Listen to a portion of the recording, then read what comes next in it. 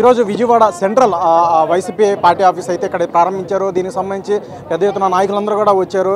మొదటి వైనట్ 175లో చూసుకున్నట్లయితే మొదటి సీటు గెలిచేది సెంట్రల్ నియోజకవర్గం అంటూ కూడా చెప్పాల్సిన పరిస్థితి. ప్రస్తుతం మనం మాట్లాడడానికి మాజీ మంత్రివర్యులైనటువంటి న్యూ ఇన్ఛార్జ్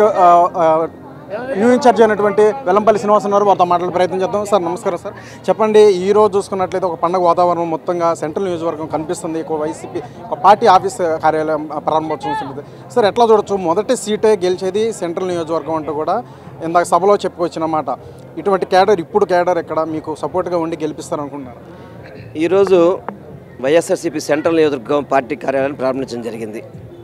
ఈరోజు ఇక్కడ మల్లాది విష్ణు గారు కావచ్చు, నేను కావచ్చు, ఇద్దరం కలిసి ఈ నియోజకవర్గానికి రేపు ఎలక్షన్స్ ఎన్నికల బరిలోకి రాబోతున్నాం.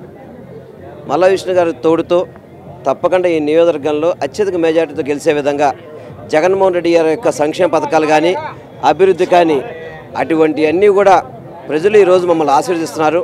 అటువంటి ముఖ్యమంత్రి గారి నాయకత్వంలో సెంట్రల్ నియోజకవర్గం నుంచి పోటీ చేయబోతున్నాను. తప్పకుండా 25,000 మెజార్టీ తగ్గకుండా ఈ నియోజకవర్గంలో వైఎస్ఆర్సీపీ జెండా ఎగరవేయాలని చెప్పని ఈరోజు ప్రజలందరూ కూడా కోరుకుంటున్నారు. అది జగన్మోహన్ రెడ్డి గారు గిఫ్ట్గా ఇవ్వాలి కూడా భావిస్తారు అందరూ, ప్రజలందరూ కూడా. సార్ ఈరోజు చూసుకున్నట్లయితే మల్లాది విష్ణు గారు మీరు ఒకే వేదికన ఉండడం, క్యాడర్ మాత్రం మీకు సపోర్ట్గా లేదు అన్నట్టు కూడా మరి వార్తా ప్రచారం సోషల్ మీడియా వస్తున్నాయి. దానికి మీరేం చెప్తారు వారికి?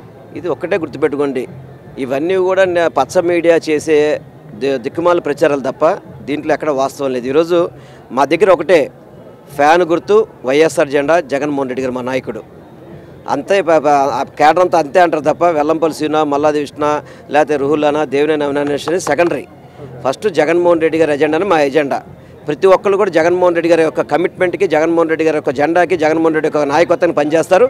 తప్పకుండా సెంట్రల్ నియోజకవర్గం విజయం సాధిస్తాం గ్యారెంటీ. చివరికి చెప్పండి సార్, ఇక్కడ కాంగ్రెస్ పార్టీ ఇక్కడ ఎఫెక్ట్ పడే అవకాశం ఉందంటారా? ఇక్కడ పిసిసి చీఫ్గా షర్మిల గారు మరి చేపట్టిన కాడ నుంచి కూడా చాలా వేడిగా వాతావరణం అయితే, రాజకీయాలు అయితే వేడెక్కుతున్నాయి. ఏం చెప్పదలుచుకున్నారు? ఘాటు వ్యాఖ్యలు కూడా చేస్తున్న పరిస్థితి జగన్ గారిపై డైరెక్ట్గా మీరేం చెప్తారు?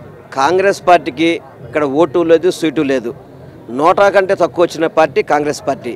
ఈ రాష్ట్రాన్ని దుర్మార్గంగా విభజించిన పార్టీ కాంగ్రెస్ పార్టీ. ఈ రాష్ట్రాన్ని ఈ విధంగా చేయడానికి కారణం కాంగ్రెస్ పార్టీ. అటువంటి కాంగ్రెస్ పార్టీకి పుట్టగతులు ఉండవు. షర్మిలమ్మ కాదు, ఎవరు వచ్చినా కానీ ఆ కాంగ్రెస్ పార్టీని బాగు చేయలేరు. కాంగ్రెస్ పార్టీని ఆంధ్ర రాష్ట్ర ప్రజలు ఎవరు నమ్మరు కూడా.